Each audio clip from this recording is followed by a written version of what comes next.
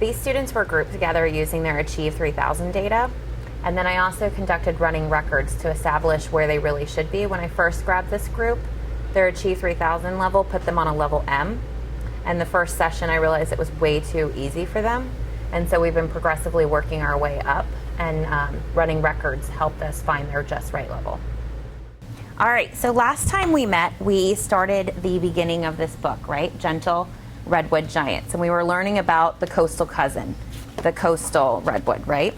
And I gave you guys an exit ticket that we're going to review to start off this lesson. That thing. All right, so the question that you guys got last time was, what evidence from the text would explain if a desert would make a suitable home for a coastal redwood tree? And you guys needed to use text evidence to explain your answer. So I wanted us to just kind of talk about that on whether or not a desert would be a suitable home. So what did you think, Edward? I said, no way. A desert is not suitable for a habitat for a redwood coastal. It says in the text on page 7 that thankfully, however, the trees receive moisture as the fog condenses or changes into water droplets and drips off the needles into the soil below.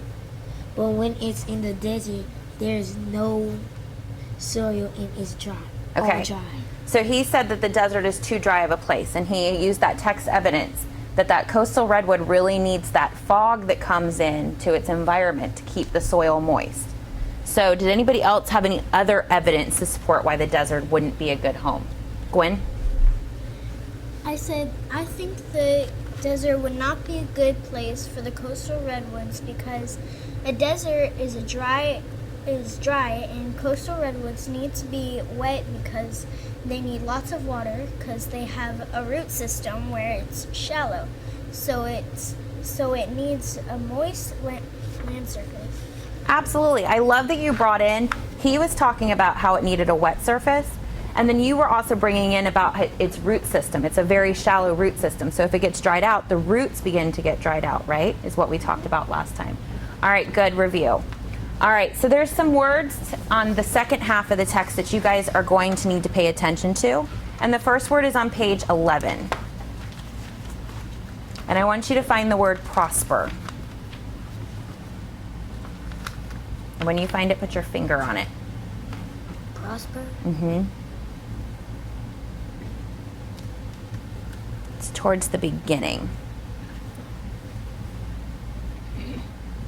On page 11. All right, so it's on that very first paragraph, and I want you to read that sentence in your head all on your own, real quick.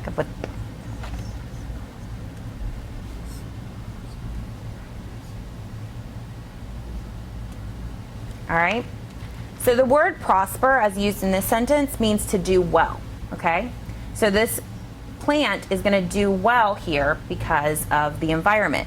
What's something that you could use prosper in your own world? Let's apply it to our real life. Think about how you could say what would make you prosper. Edward? Food. Okay, use it in a sentence. We need food to be prosper. To prosper, right? And what kind of food would help us prosper the best? Healthy food. Healthy food. Vegetables and fruit. Vegetables and fruit. So that would be how we would could do well. The other word I want you guys to find is on page 12. And it's the word turbulent. And it's in the first paragraph towards the end. Go ahead and read that sentence in your head.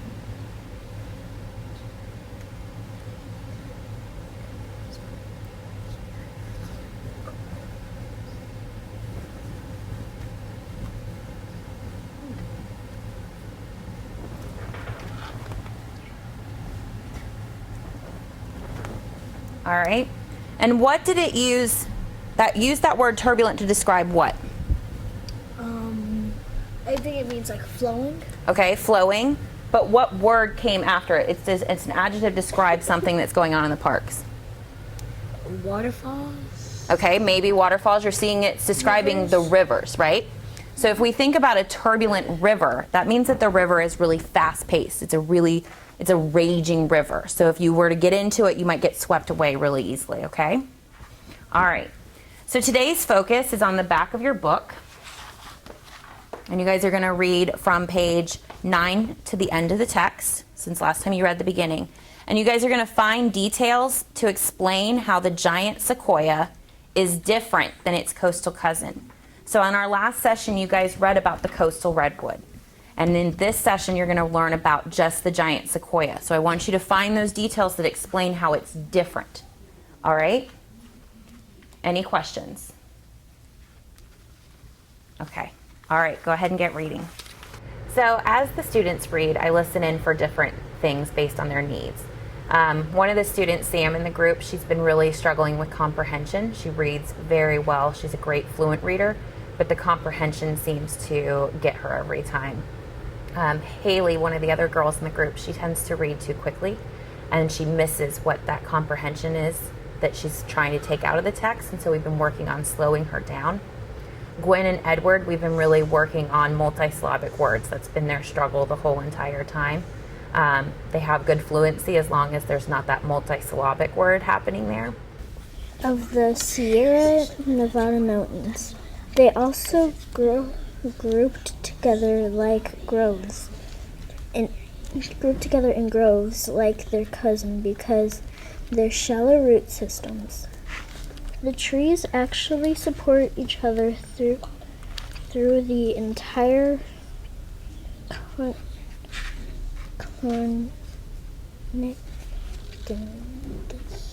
Okay, so I see you struggling through that word. So is there a part of that word, and it's kind of hard because it is broken up?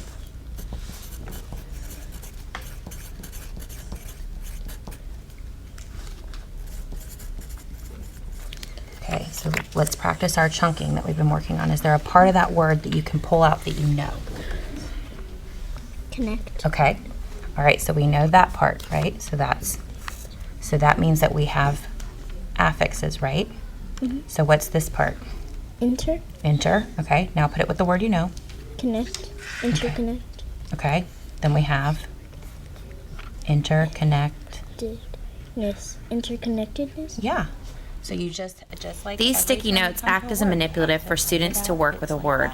This tool allows for them to move and correct where the karate chop, as I call it, or syllable break belongs in a word. It allows them to find the chunks of the word already known and problem solve for reading success. It allows them to take the word out of the text and see it as a whole and not be distracted by the other words around it. Walking near the roots. The road to the giant forest was finally completed, and tourists flocked to see the magnificent trees. Okay, I want you to go back.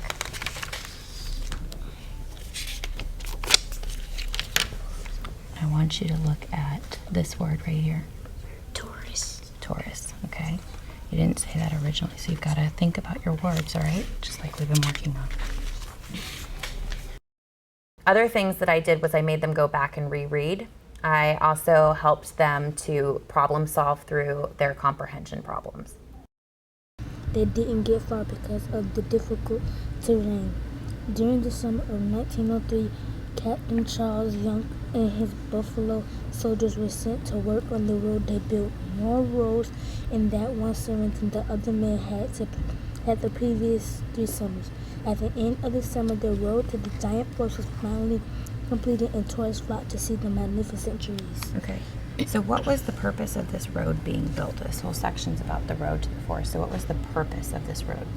Because it was a problem on the part when it opened, because it's a clear. Because people couldn't get in the park because the largest group of trees was like blocking it. Okay. And why they waited a long time to build that? Because it was a problem before, right? They couldn't Because get of difficult terrain. So the difficult terrain. Awesome. One thing that I want to compliment you on today is the last time we read, you read so fast that you missed the comprehension piece. And today I noticed that you kind of slowed down your reading a little bit and you really listened and you were really focusing on what it was you were doing. So high five on that. All right. So we're almost done, okay?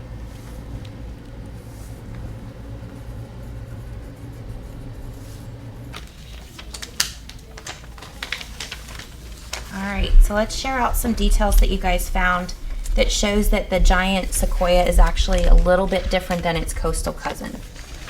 So who would like to share first? All right, Gwen. On page 10, it says that the giant sequoia is larger. Okay, so let's all go to page 10. It's okay. Same thing. That's good. That means we're all finding the same details. So let's go to page 10. And so it's bigger. How much bigger is it than its cousin? I don't think it says how much bigger it is, but it says how big it is. Okay. It says it's often growing to be over 250 feet tall and over 30 feet wide. All right. What else did you guys find? Oh, Yes, ma'am. I found that the giant sequoia tree is different from its coastal cousin because on page 11 it talks about the non-native plants, Okay. how it's bad for their ecosystem. Okay. Do you think that there might be non-native plants that might be dangerous to its coastal cousin too, though? Well, maybe, but not the same ones. Okay. So not the same ones. And while I was reading, I found that the sequoia grows at elevators of 4,500 to 7,000 feet. Okay. Where did you find that detail? The caption on page 10. Okay. So that's different than its coastal cousin, but I want you to look at that word right there. You said elevators. Elevation. Elevations. Good. Just wanted to check. I knew you knew that. All right. Anything else that you guys found? Any other details? I found one on page 12, on page 11 as well. Something about the water. Let's reread page 11 real quick and see if you can find that. Gwen? They both get water from different resources. Okay. What water? How does the giant sequoia get its water? The giant sequoia gets much of its water from melted mountain snow rather than the coastal rain. Okay. So we know that the giant sequoia gets it from the mountain water that runs off. That's what I was about to And the say, coastal, she said. yep, and the coastal cousin gets lots of rain because it's close to the coast. And it also, like you said, the fog, right? Yeah. All right, any other details that you guys found?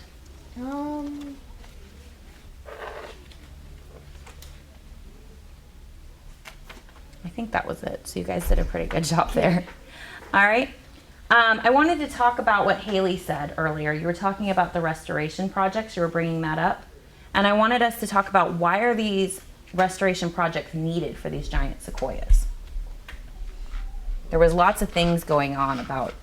Because of they need them so that they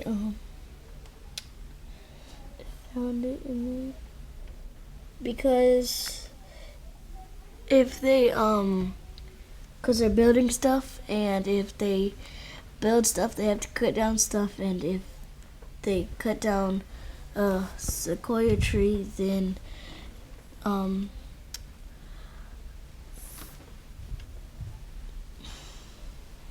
I can help her out. Mhm. If they cut down a tree, the giant sequoia trees, the creatures will limit to the giant. Sorry, this giant sequoia forests include the white-headed woodpecker, the mountain king snake, and several types of bats. Okay, so why is that what do those animals in the restoration project have to do with each other? They, the animals are like they live in the They connect to both they live in ecosystem. the Okay.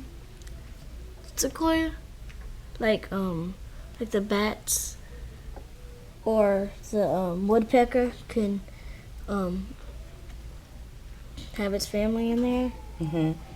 and the mountain king snake could wrap around all the branches Okay, so why do we need to support restoration projects for these giant sequoias then? so that the animals will survive.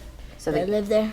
absolutely, because if we're going to damage their habitat, right? Yeah. We have to help these animals keep their place to live. They'll be in danger, and then next thing you know, they'll be extinct. Right. Yeah. What did you guys think? Why else do we need this restoration project? All right, great job, guys. So you have your exit ticket, as always. So today your exit ticket is using information from the text and the timeline. Explain why the Redwood National Park was developed and why it's protected, okay? And the next time you guys come back, we're gonna go over that question, okay? Guys can have just a few seconds or a few minutes to work on it before you have to go back to class. So the purpose of guided reading is to help move students' reading ability along. And a lot of questions come up when it comes to us giving them the open response question at the end. This is my ability to do a quick check on a standard to see if the students are able to do that standard on their level. So the one that they did in the previous session was using RI 1.3. I wanted to see if they were able to connect those events and ideas together with another concept based on information in the text. Another thing this group and I have been working on is using RI 3.7 and using those text features to gather information, which is why I was so excited when Sam used the caption to explain how its coastal cousin was different than the giant sequoia. And today their open response question is on RI 3.7. They're going to use the timeline and the information in the text to explain more about a concept. So the open response question is just a great way for me to get a glimpse into how they're progressing with the standard on a text that's on their level.